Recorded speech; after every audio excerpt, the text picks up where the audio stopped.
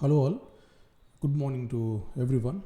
Yesterday we discussed a few topics of economy, and we are in the process of discussing a series of economic lectures.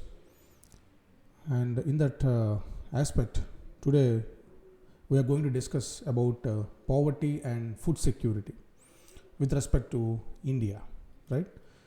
Okay. So what is meant by the food security? So food security means it involves three things. One is availability of food, and accessibility of food, and affordability of food. So what is the meaning of these three? Availability of food means food must be available through production, imports, and the previous year's stock stored in government granaries is called as availability of food. In simple words, food should be at the reach of every citizen of India. That is the meaning of availability of food. Okay, if there is any deficit of food grains, the sufficient food grains have to be imported from the other countries in order to reduce the deficit. Okay, so that is the meaning of availability of food. So let me define it again. Availability of food means food must be available through production, food imports, and the previous year's stock stored in government granaries is called as availability of food. It is one of the aspect to ensure food security in India. Then what is the accessibility of food? Accessibility means the food must be within the reach of every person.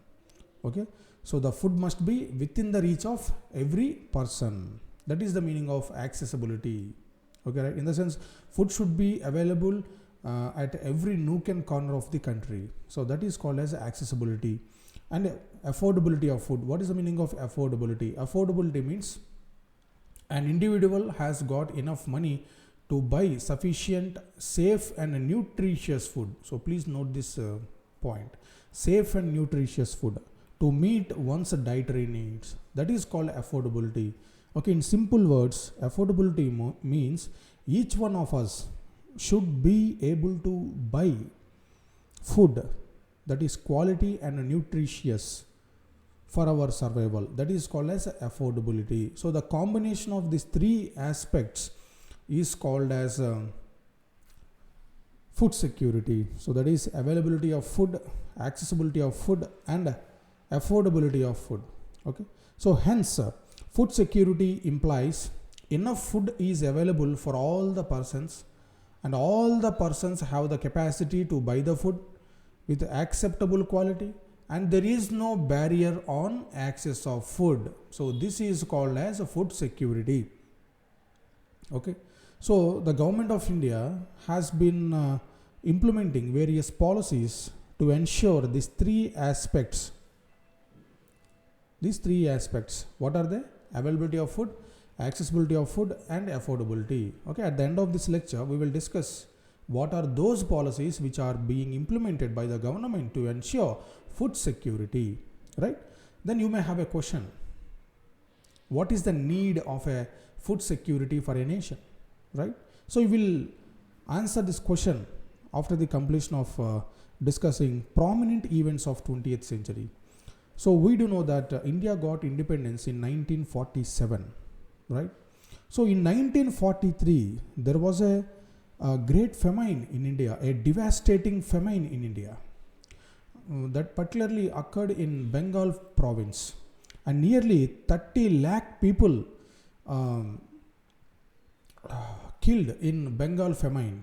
Okay, so the main reason for the famine was lack of food grains and the policies that were adopted by the British India. Okay, there was a great devastating famine occurred in 1943 in Bengal province of British India, and nearly 30 lakh people were killed due to lack of food grains. So just look at the intensity of the scenario. Okay, then after independence, we have faced shortage of grains in 1950s and 1960s, and we used to import from the other countries to meet the needs of India. Okay, so we didn't have self-reliance in food production during that period. Okay, so in order to make India self-reliant, in order to ensure food security in India, Green Revolution was introduced. So Green Revolution was introduced. I discussed about Green Revolution in my terminology of Indian economy. So please visit those lectures to have a clear understanding on Green Revolution. Okay, did you understand the point here? We have faced food crisis, meaning there was no availability of food, there was no accessibility of food, and the people were not able to afford the food in those periods, that is in 1943 and 1950s and 1960s.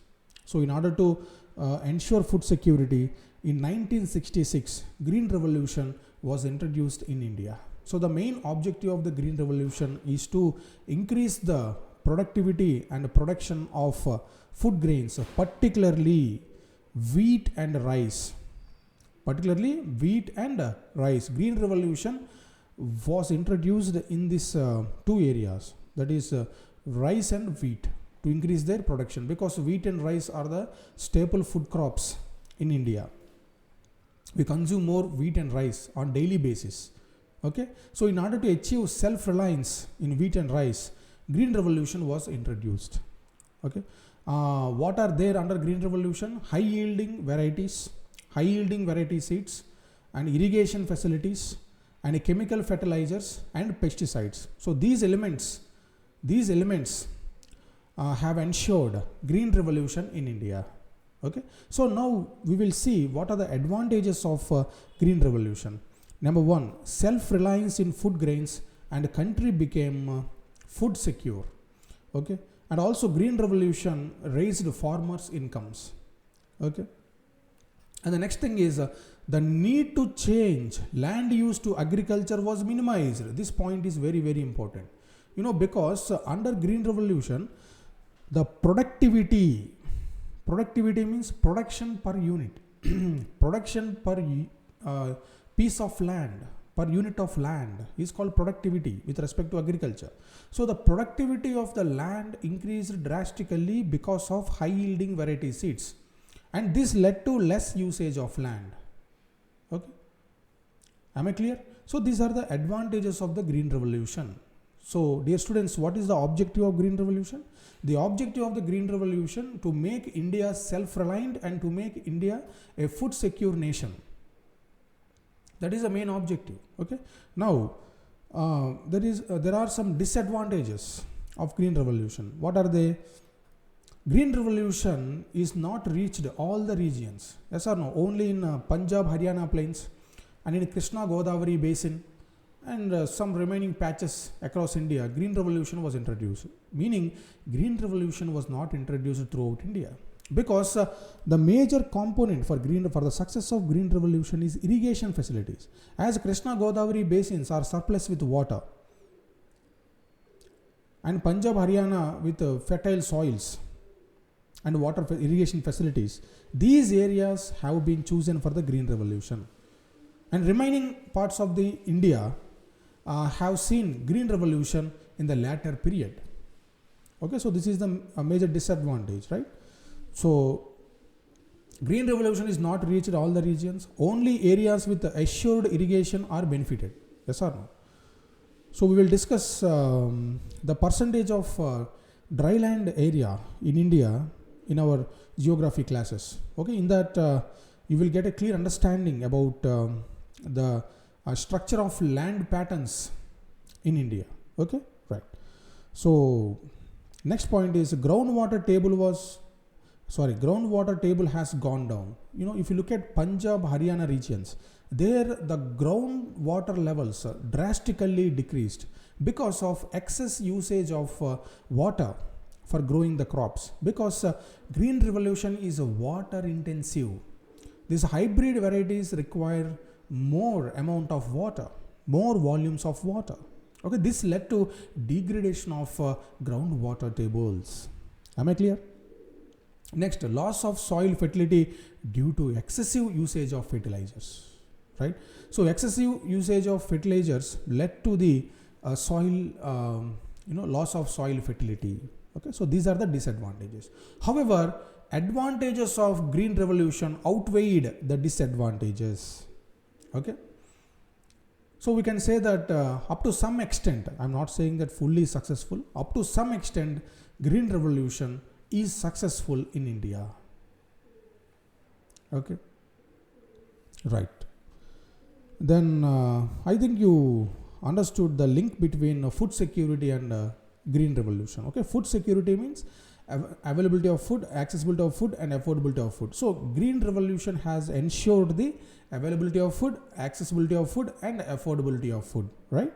Next thing is how to ensure food security in India. So that is the question. Yes, of course, we are successful in increasing our production and productivity. So next question is, are we successful in ensuring food security in India? Yes, we have been successful for many years in this aspect. FCI, I think you heard about FCI, Food Corporation of India. It maintains the buffer stocks. What is the meaning of buffer stocks? Stocks of food grains, okay, for later period.